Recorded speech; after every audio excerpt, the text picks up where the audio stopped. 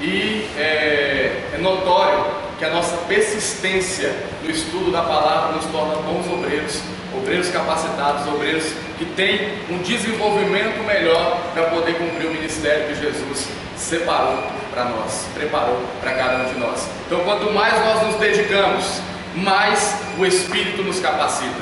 Quanto mais nós nos dedicamos, mais Deus, Ele prepara um tempo de honra para as nossas vidas. Amém? Vamos para a aula, não é continuidade, né? Falando de descer.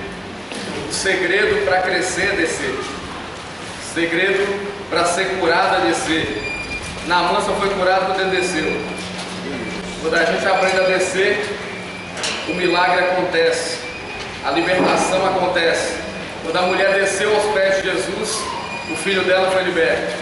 Então, quando a gente aprende a descer, é o momento que Jesus mais opera nas nossas vidas. Irmãos, nós estamos dando introdução hoje à matéria pneumatologia.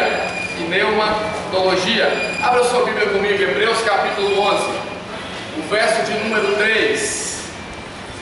Hebreus capítulo 11, verso de número 3. Vou anotar no quadro aqui. Hebreus capítulo 11 e o verso de número 3.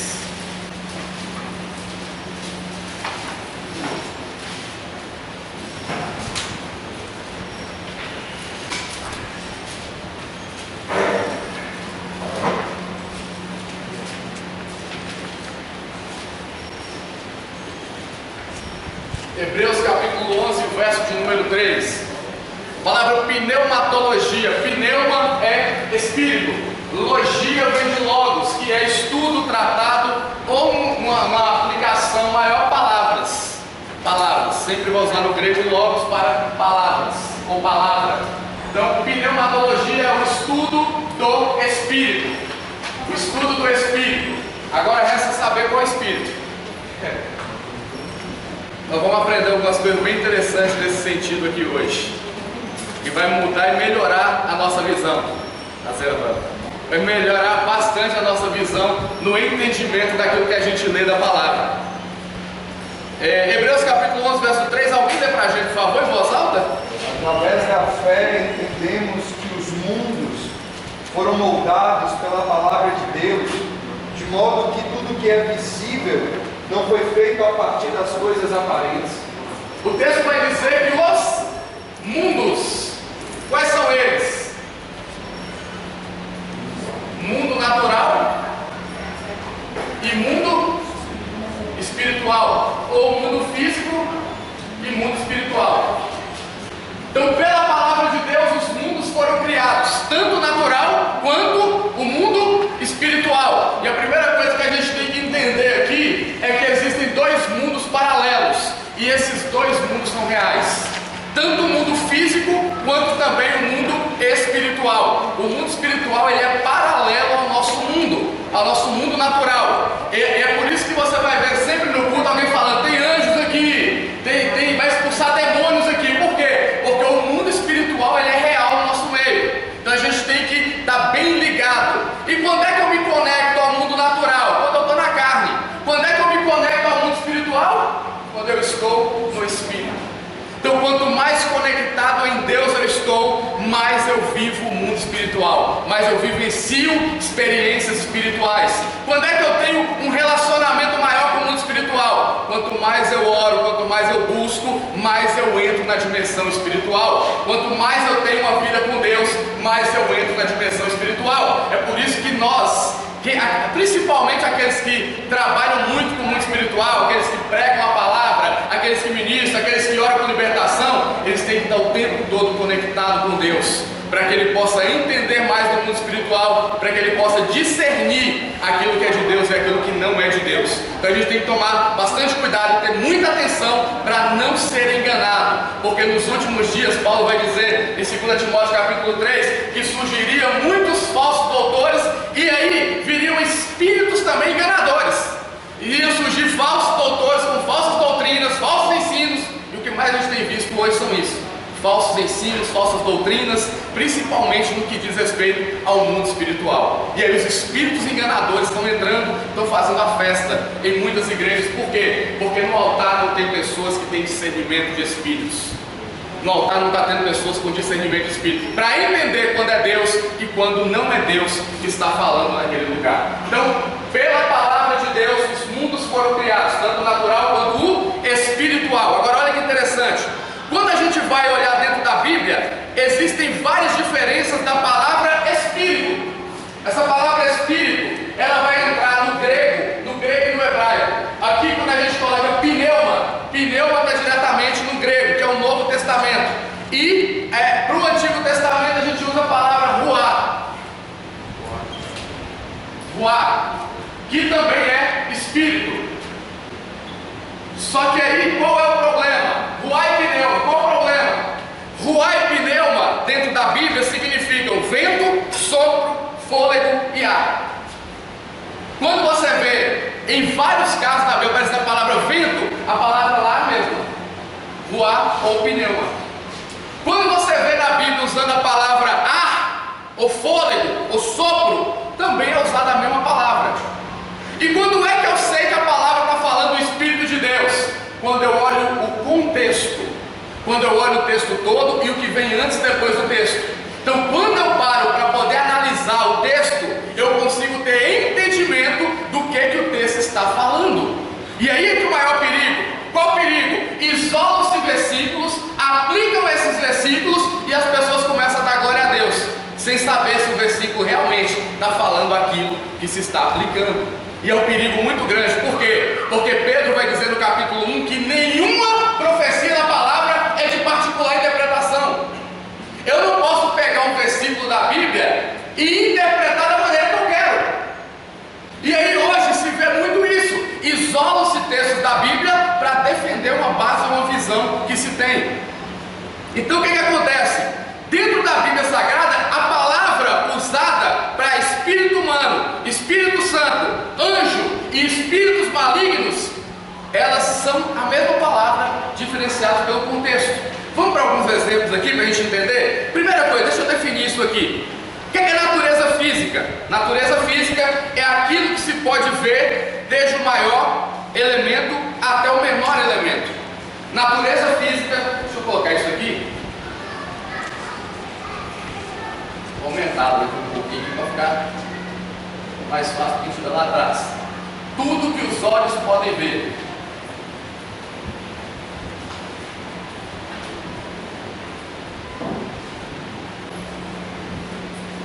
Exemplo de natureza física: galáxias, estrelas, planetas, do maior para o menor.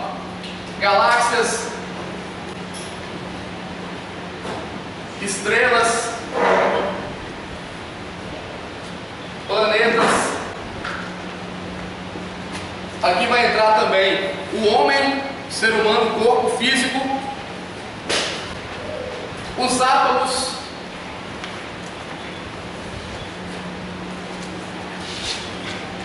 e os quarks. Acho que é. Como é que se escreve esse quarks aqui? Isso é novo. Esse negócio de quarks é novo. Quarks. Quarks é a divisão do átomo. Isso aqui é tudo aquilo que se pode ver. Natureza física, mundo natural. Natureza física é tudo que os olhos podem ver. Aprenda a diferenciar uma coisa, irmão. Tem gente que confunde sonho com visão. Eu vi um negócio, eu não sei se foi sonho ou foi visão. Irmão, ninguém sonha de olho aberto, não, irmão. Se você sonhar, você tem que estar dormindo. Então sonho é de olho fechado, dormindo. Visão é quando você está de olho aberto. Não tem visão de sonho, não, irmão. Você está sonhando, é sonho. Aí o irmão dorme, sonha e fala: eu tive uma visão. Como é que você tem visão de olho? É uns negócios que o povo arruma que é meio difícil de entender. Então, sonho quando está dormindo, de olho fechado. Visão quando está de olho aberto, quando você está vendo todas as coisas. Agora, olha que interessante. A natureza física, ela é tudo aquilo que pode ser medido, visto e estudado pelo olho natural. Essa é a parte da física. A natureza espiritual é tudo Natureza espiritual é o oposto.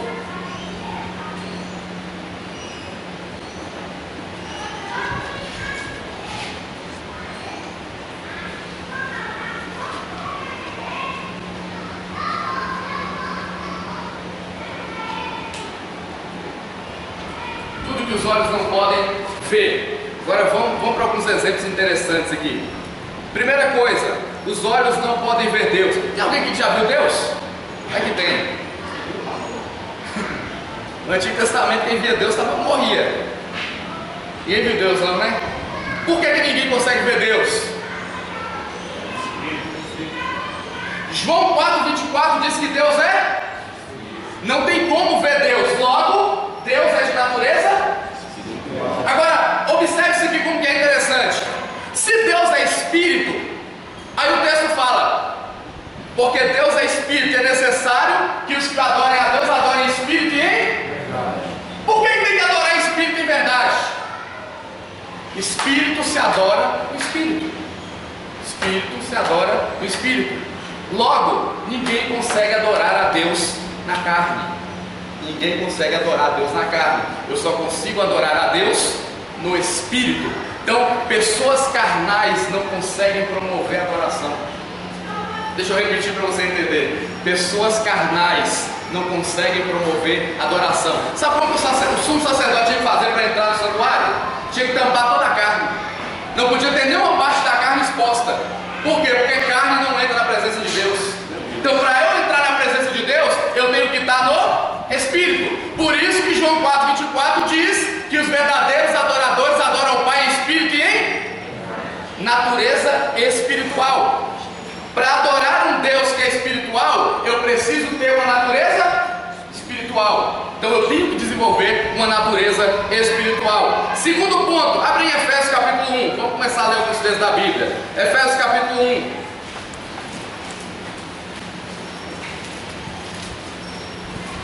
Efésios capítulo 1. Nós temos a introdução da aula ainda. Os irmãos chegarem depois, não problema não. Amanhã eu já coloco a aula no grupo, tá bom? No vídeo, para vocês assistirem lá. Vocês clicam no link e assistam. Não tem problema não. Efésios capítulo 1, verso de número 3.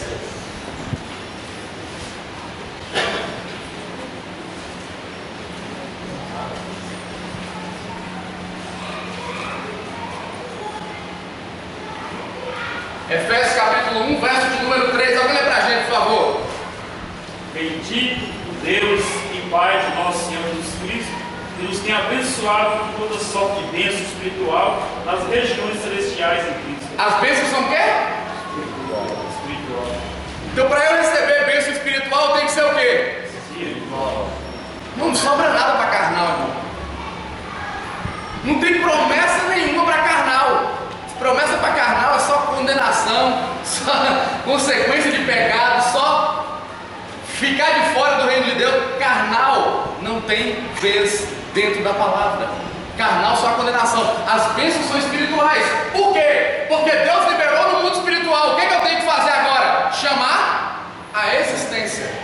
Chamar a existência. Eu tenho que trazer do mundo espiritual para o mundo natural. Então eu agora tenho que trazer para o mundo físico aquilo que Deus já liberou. E detalhe, o texto fala que Deus já nos... Ele não vai abençoar. Não é futuro. Já aconteceu. Ele já liberou. Ah, mas eu tô orando para Deus me entregar uma bênção. Ele já entregou, já foi liberada. Agora eu tenho que ficar pronto. Eu tenho que me preparar, eu tenho que me capacitar. Eu tenho que me colocar na posição para que a bênção de Deus me alcance. A bênção já foi liberada. Sou eu agora que tenho que me posicionar para receber aquilo que Deus já entregou. Ok? Outro texto interessante, 1 Coríntios 2. Primeira carta aos Coríntios, capítulo 2. Tranquilo. 1 Coríntios 2.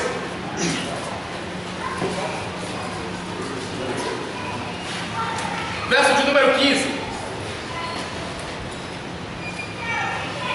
Primeira carta aos Coríntios, capítulo 2, verso 15. Alguém lê para a gente, por favor.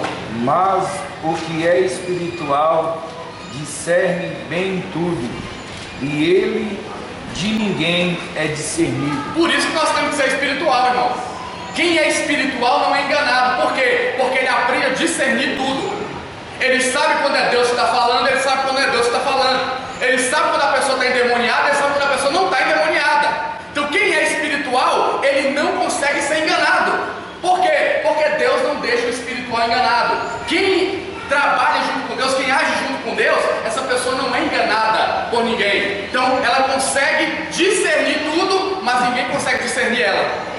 É por isso que todo mundo começa a falar que você é meio doido, que você está meio passado, que você é meio estranho, que você está diferente. Por quê? Porque quem é espiritual, ninguém consegue discernir ele. Começa a olhar e começa a achar que está tudo errado, tudo bagunçado. Para ele tá, para você com Deus é outra conversa. Então a pessoa, quando ela está no nível espiritual, a coisa muda, a essência muda. Agora, olha outro texto interessante. Vamos virar para a terceira aqui. Nós vimos a natureza espiritual em Deus, nos milagres, bênçãos, maldições também de natureza espiritual. A maldição também vem do campo espiritual. Então milagre, bênçãos e maldições também estão no campo espiritual. Os anjos, Hebreus capítulo 1, verso de número 7. Hebreus capítulo 1, verso 7, depois o verso 14. Hebreus capítulo 1, verso de número 7, depois o verso de número 14.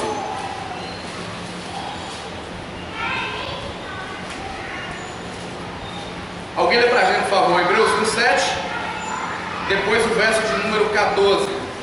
E em verdade, quanto aos anjos, diz que faz de seus anjos espíritos e de seus ministros labareda de fogo. Não são, porventura, todos eles espíritos ministradores, enviados para servir a favor daqueles que hão de herdar salvação? Ele faz os seus anjos o quê?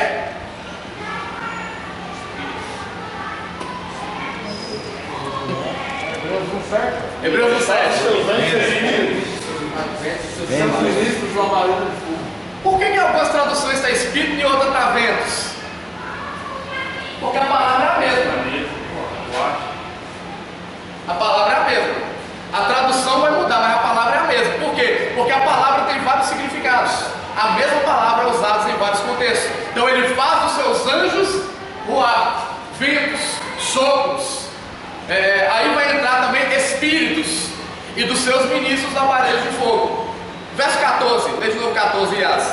Não são, porventura, todos eles espíritos ministradores, enviados para servir a favor daqueles que hão de herdar a salvação? Aí o texto já vai mostrar que eles são espíritos.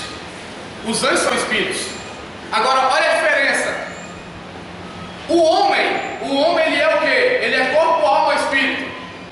O ser humano. Extravamente todo mundo. Extravamente todo mundo. O que é o homem? É o quê? Ele é corpo, alma ou espírito? Para mim é dicotômico. Não, o homem tem as três partes. Mas o que é o homem? O que é o homem mesmo? Alma vivente. Deixa eu melhorar para você entender. Qual parte que responde pelo homem em si? O corpo, a alma ou o espírito? Corpo.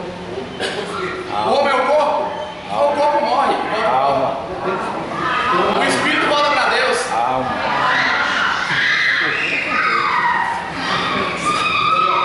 Vocês veem que o negócio não é fácil assim não. Porque se o homem é um espírito, por que ninguém chama o espírito para aceitar Jesus?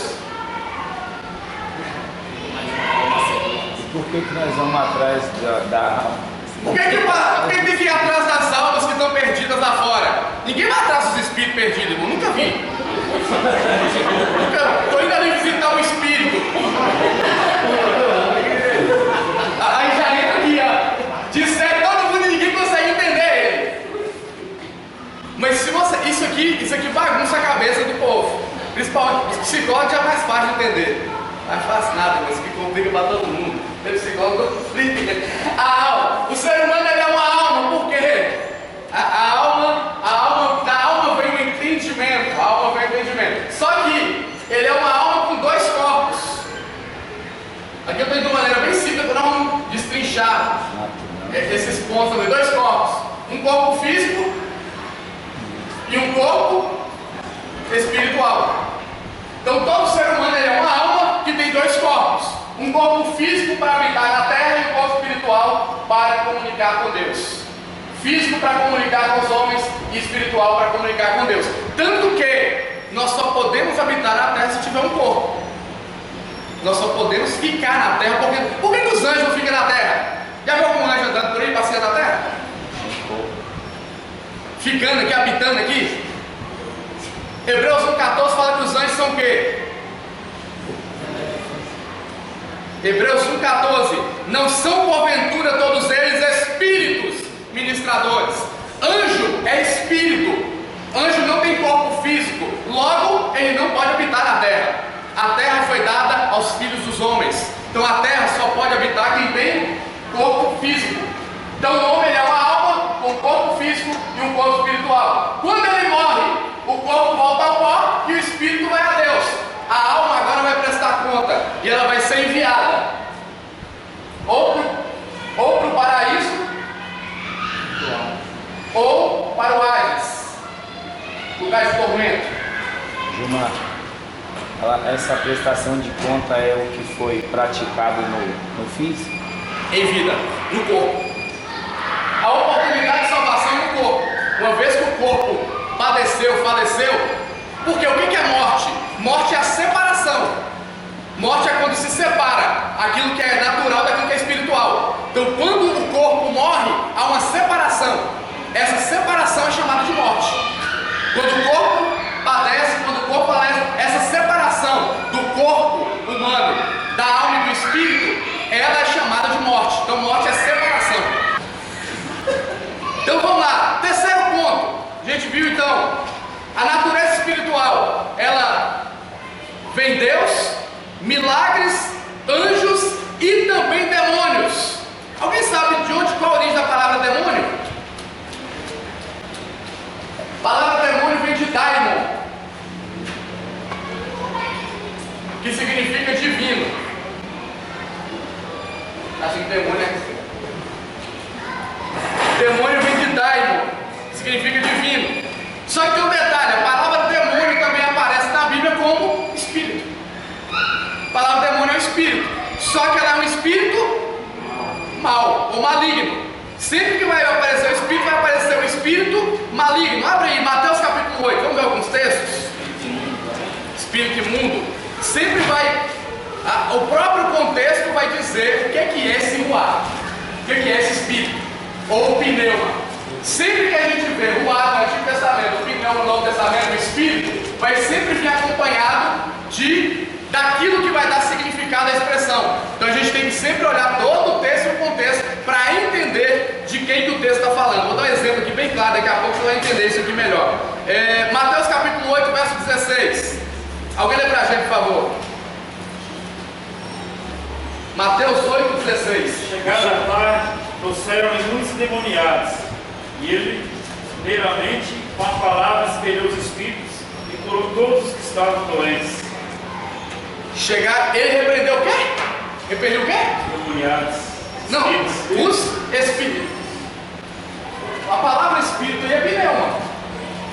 É a mesma palavra usada para o Espírito Santo.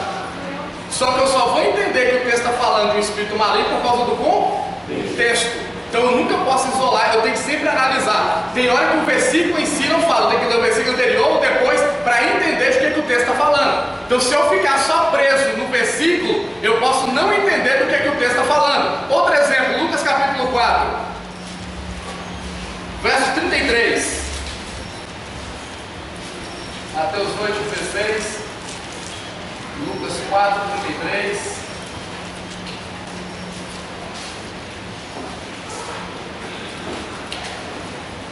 Lucas capítulo 4, verso 33. E estava na sinagoga um homem que tinha um espírito de um demônio imundo, e exclamou em alta voz: Espírito de um demônio? Imundo. O espírito aí é o pneuma, do mesmo jeito. Agora, tem vários. Agora, vai em Lucas 13, esse aqui é bem interessante, para a gente ir num exemplo bem clássico. Depois, se quiser ler Lucas 7, 21, Lucas 9, 39, tudo vai falar do mesmo assunto. Lucas 7, 21. Agora, abre em Lucas, capítulo 13, verso 11. Lucas 13, 11.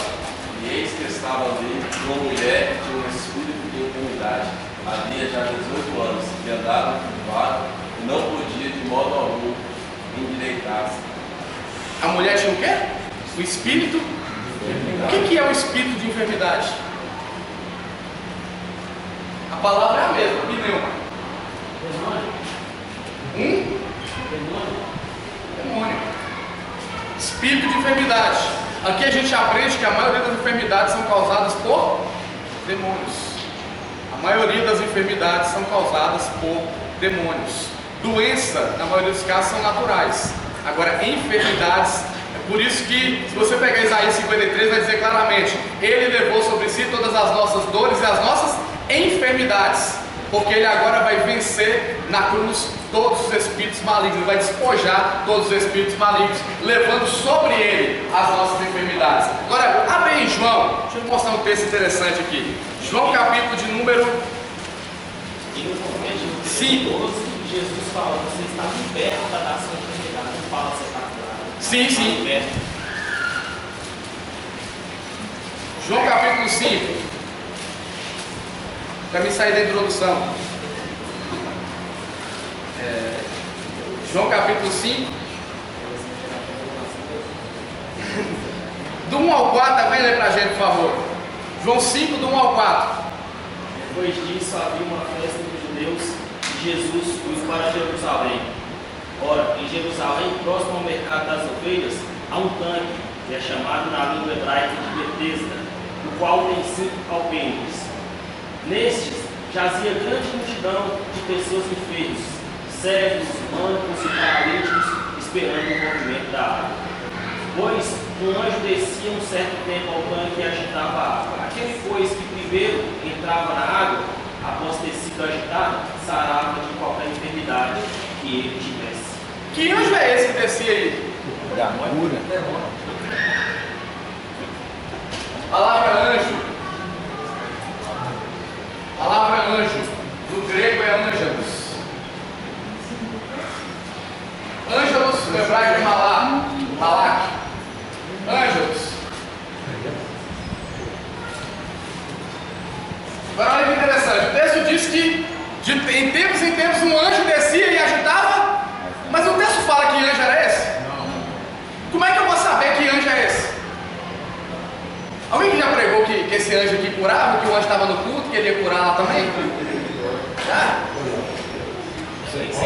Que Betesda é o tanque da misericórdia, que a misericórdia de Deus estava ali no culto, que Deus ia curar. Se João escreveu um negócio desse para confundir a verdade, Na verdade, esse versículo de anjo João não escreveu não, isso foi acrescentado depois. O texto original tem isso não. Isso foi adicionado depois do texto da Bíblia. Esse negócio do anjo aqui. Tem. Em algumas traduções vai ter marcada a palavra, o versículo, e aí vai estar bem explícito que qualquer tradução mais antiga que você pegar, você vai ver que esse verso 3 aqui ele foi adicionado depois. Por quê? Porque há uma discrepância no texto, quando fala do anjo curando. Porque você já viu algum anjo curar? E aí vem o problema da enganação. Aí o camarada está pregando lá e fala: acabou de chegar o anjo da cura aqui agora. O nome dele é Rafael, porque Rafael significa o Deus que cura. Mesma coisa de Rafa, Deus que cura. Aí o anjo da cura chegou aqui e ele vai entregar a cura aqui na igreja. Então, se o anjo curar, quem vai ser glorificado? O anjo. Como é que Deus vai pôr o anjo para curar para a glória ser do anjo? Se o anjo descia e curava, a glória é do anjo, irmão. E aí onde é que fica que Deus não reparte sua glória com ninguém? Aí se aplica, tem 5 alpendres, os 5 ministérios. Quando os 5 ministérios estão unidos, milagres acontecem no lugar da misericórdia, porque a igreja é o lugar da misericórdia. Então aí fala, o paralítico entrou ali e foi curado. Onde é que fala no texto que o homem era paralítico? Uma coisa muito poderosa dentro desse texto é o fato dessa conjectura dos 5 ministérios. Por quê? Eram 5 ministérios que sustentavam um lugar de misericórdia, que só curavam alguns em momentos específicos. Isso é a igreja de hoje em dia. Homens que sustentam lugares de misericórdia falsos, que curam pessoas em momentos para gerar fé durante um momento. Na verdade, para gerar oferta durante o momento. E depois você Não, né? Pior é isso. E as bênçãos do Senhor é 14, né? É só uma. Aí é o problema. Por que o anjo só vinha para curar uma pessoa que entrava lá que era curada? Como é irmão, todas as vezes que Jesus curava, ele curava todo mundo. Quando ele estava, ele vinha e curava todo mundo. E a briga popular nesse ponto. A guerra era grande. A guerra é grande. Primeira coisa, o texto não fala que o homem era paralítico. Não tem no texto ele dizer que ele era paralítico. Fala que ele era enfermo. Porque a epígrafe está aí, a cura de um paralítico de Betesda. Aí você pega a epígrafe e acha que está na Bíblia. Isso não faz parte da Bíblia, não. Epígrafe foram homens que colocaram. Então, esse homem aqui não fala no texto que ele era paralítico. Agora, pense comigo, um paralítico, 38 anos. 38 anos que ele era paralítico, no mesmo lugar. Como é que esse cara estava vivo? Nesse caso, quebrava o versículo, Deus fala, ele não fala assim, são pessoas. Sim, Deus está fazendo, aqui está curando só um. Aí vem a arqueologia atual, que vai mostrar que aquele lugar é um lugar de adoração pagã. O tanque de Betesda não tem nada a ver com Deus. Era um lugar totalmente pagão. E eles idolatravam um Deus chamado Esculápio. Alguém que já viu aquela imagem da bandeira da medicina? Acho que da psicologia também tem a serpente. Não, né? É da medicina. Tem é chamado de Deus de Esculápio, que é o Deus da medicina, ou o Deus da cura. E eles encontraram no tanque de Betesda uma imagem de Esculápio, que era o Deus da cura, porque ali eles veneravam o Deus Esculápio. E eles criam que Esculápio que vinha lá e curava. E aí está todo mundo, o povo pregando que Deus está curando o tanque de Betesda. Agora olha que detalhe interessante, para ser curado tem que pular na água. Por que Jesus não mandou ele para a água então, irmão? Por que Jesus pegou ele e colocou dentro da água para ser curado? A cura na nova aliança não é por símbolos, a cura na nova aliança é por fé.